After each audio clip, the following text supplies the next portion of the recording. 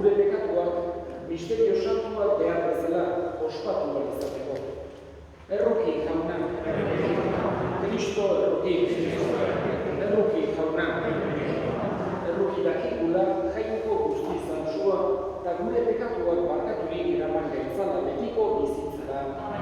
Haintza zeruetan jagoikoari, eta bakean horrea, haren gozo duzunen, hain handieta ere zaitugulako, horazu, berebikatuazu, horespen zuri, hauspen zagur, eskerrak zuri, jainko jauna zeruko errege, jangoiko aita zuriaguna, jauna seme bakar Jesu Kristo, jainko jauna, jainko erbidotz, aita gaixene, zuk entzen dezu munduko betatua, erruki jauna, zuk entzen dezu munduko betatua, entzun begiak, aitaren eskuinatean jarri izan dezu, erruki jauna, zu bakarrik santua, zu bakarrik jauna, zu bakarrik goikoa Jesu Kristo, Espiritu Santuarekin, jainko aitaren artean. Amen. Egin ezagun otoituz, jainko alguztidun beti erekoa, eraman gaitzazu zeruko pozetan partaide izatera. Fededuren alkatea palau, eldadik, beraren antzaia, eriotza garaiturik, iritsi den ospera. Zure seme Jesu Kristo gure jaunaren bitartez, zurekin eta Espiritu Santuarekin batean, jainko eta ere bizi baita, gizaldi eta gizaldi eta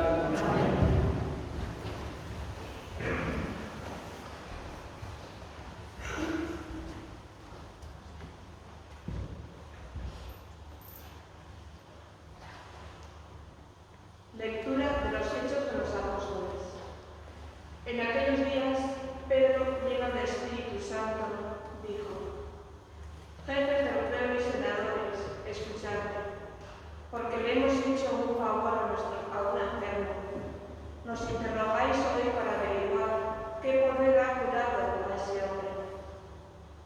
Pues quede bien claro a vosotros y a todo Israel que ha sido el nombre de Jesucristo Nazaret, a quien vosotros crucificasteis y a quien Dios resucitó de entre los muertos. Por su nombre se presenta este sano de vosotros. Jesús es la piedra que desechasteis vosotros, los arquitectos, y que se ha convertido en piedra angular. Ningún otro puede salvar, y bajo el cielo no se nos ha dado otro nombre que pueda salvarnos. Palabra de Dios. Amen.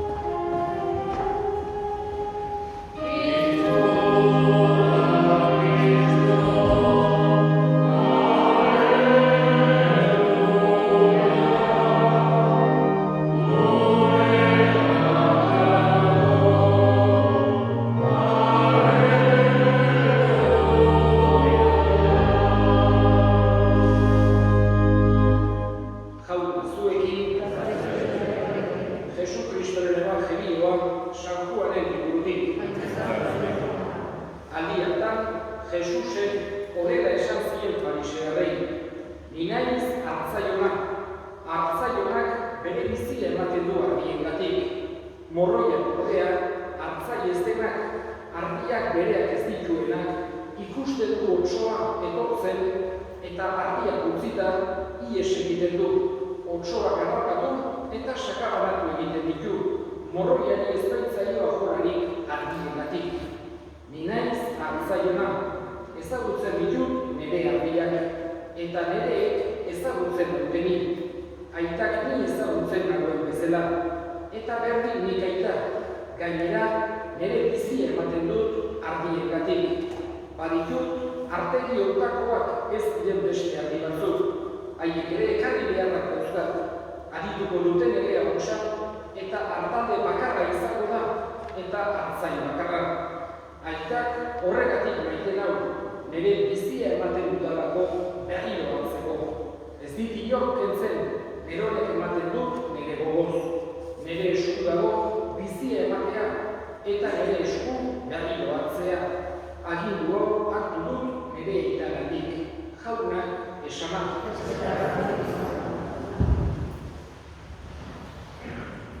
Jesusen parabolen artean badago bat, esan genezake hasieratik kristautasunean bereziki estimatua izan dena.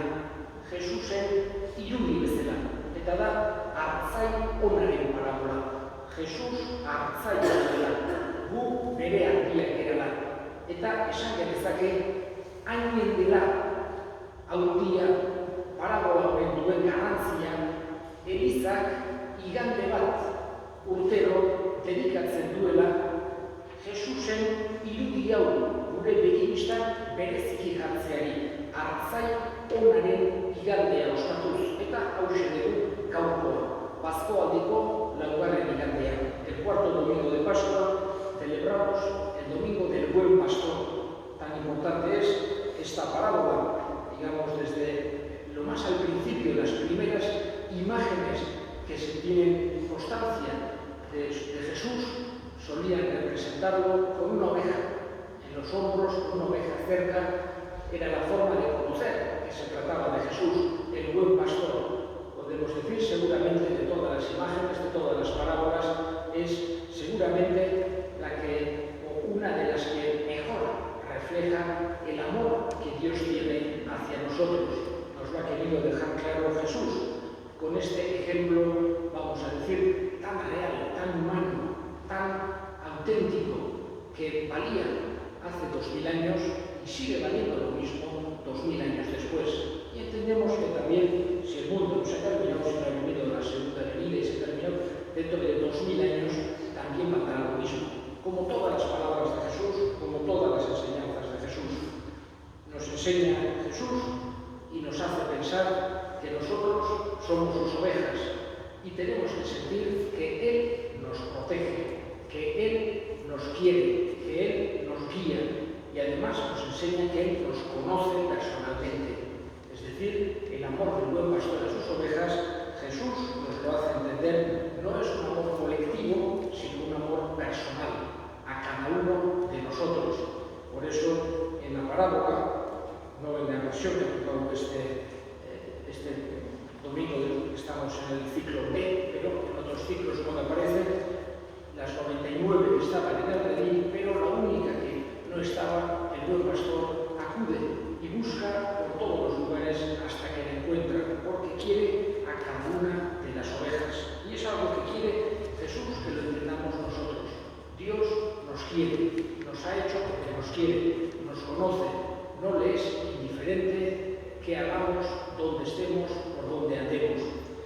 Por otro lado, quiere también Jesús que enseñamos que nuestra actitud no tiene que ser una actitud orgullosa, una actitud, vamos a decir, por encima de todo, como si no necesitásemos a nadie, una actitud soberbia.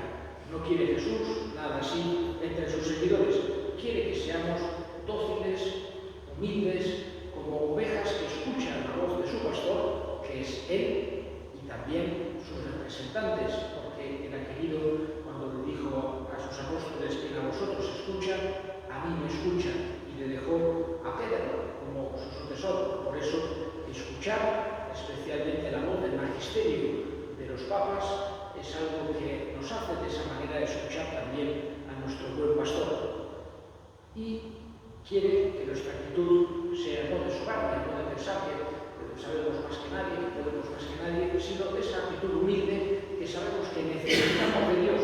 Podemos estar en mejores momentos, en peores momentos, en altos, bajos, a lo largo de la vida, pero que al final nosotros confiamos en Dios, en su gracia, en su misericordia, en su bondad. Quiere que tengamos esa actitud. También Él nos guía por los caminos seguros, que su palabra para nosotros nos dé una gran confianza. Conseguiremos o no seguirle, mejor, peor, pero al menos tenemos que tener una confianza total en lo que nos enseña, en lo que nos pide, en lo que nos sugiere, en lo que nos indica nuestro buen pastor. Porque sabemos que nos lleva donde hay buenos pastos, sabemos que nos lleva por los caminos que son los mejores, sabemos que Él está atento y nos cuida. Es esta idea tan fundamental que, como decía, es una de las imágenes más, vamos a decir, significativas y que mejor expresan el amor que tiene Dios hacia nosotros. Le pedimos a nuestro buen pastor que seamos ovejas dóciles de su rebaño, eskatzen digu gure hartzailorari, izan gaitezela, argi otzanak bezala, eta berak gure hartzailonak beti zaindu eta gidatu gaitzala. Creo en Dios Padre Todopoderoso, Creador del cielo y de la tierra. Creo en Jesucristo, su único Hijo, nuestro Señor, que fue concebido por la gracia del Espíritu Santo, nació de Santa María, padeció bajo el poder del Pilato, fue crucificado, resucitado, descendió a los infiernos, al tercer día resucitó entre los muertos, subió a los cielos y está sentado a la derecha de Dios Padre Todopoderoso. Desde allí reunirá a los muertos. Creo en el Espíritu Santo, en la Santa Iglesia Católica, la comunión de los santos, el perdón de los pecados, la resurrección de la carne y la vida eterna. Amén. Elevemos ahora nuestras súplicas al Señor. Vamos a pedir a todas las personas que están sufriendo, que están enfermos, que están tristes, para que Dios les dé fuerza, Dios les dé aliento, el buen pastor les haga sentir su presencia. Roguemos al Señor. Pedimos por nuestros difuntos que esta Santa Misa encomendamos de una forma especial a Tere Larralde, para que Dios tenga su gloria, para que desde allí interceda por nosotros. Roguemos al Señor. Escucha, Padre, la oración que te dirigimos por Cristo nuestro Señor. Amén.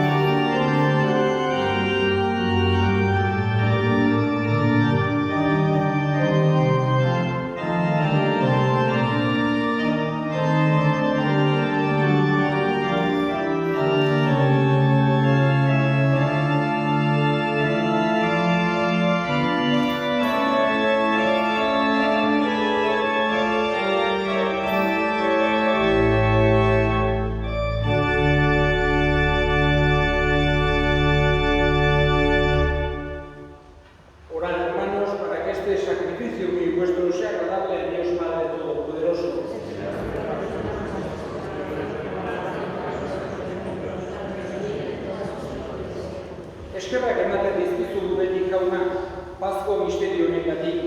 Egizu, etengabe gertakaritzen ari zaren gure erospenak, ekar dezaigula beti poza, Jesu Kristo gure jaunaren bitartez. Jauna zuekin, gora bihotzak, eskerrak jangoiko gure jaunari. Egokia bai eta zuzen, bidezko eta salbagarri zu jaun hori beti gurestea, baina poz handiagoz eta bereziki Kristo gure Paskua hila eta eskainia izaten aldi honetan. Honen bitartez jaiotzen dira, argiaren seme-alabak betiko bizirako, eta zabaltzen zaizkie fibedunei zeruko erreinuko bateak. Gure eriotza desegina izan da haren eriotzean, eta haren piztueran gu guztiok piztu gara. Horregatik, Pasko pozez gainezka daude, gizon emakume guztiak mundu zabalean, zeruko indar eta ekero guztiek ere, horregatik dute beti zure aintzaren gorespena kantatzen.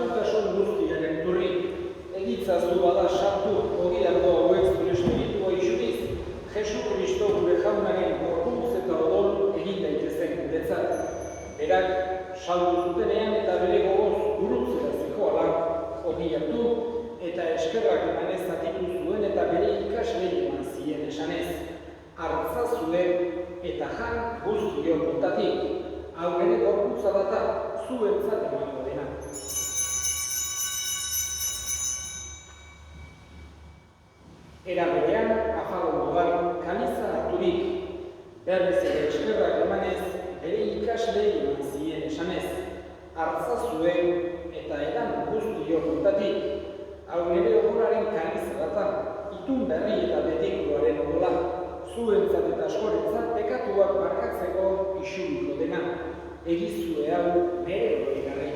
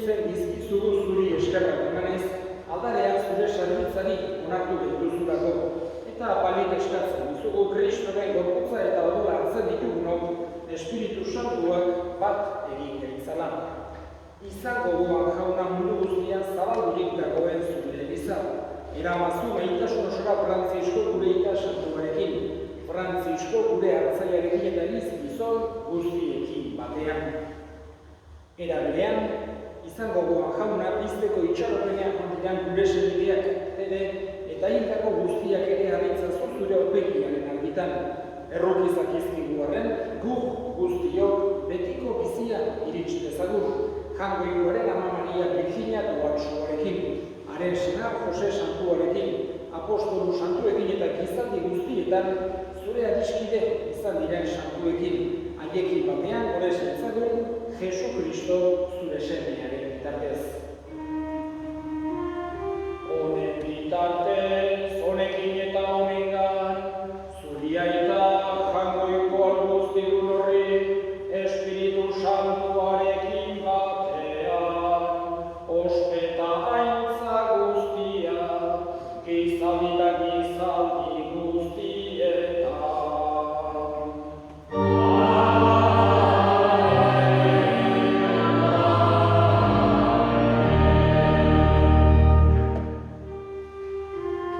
Salbatzaileak aginduta erakutsiari jarraituz, bildur gabe esan dezagun.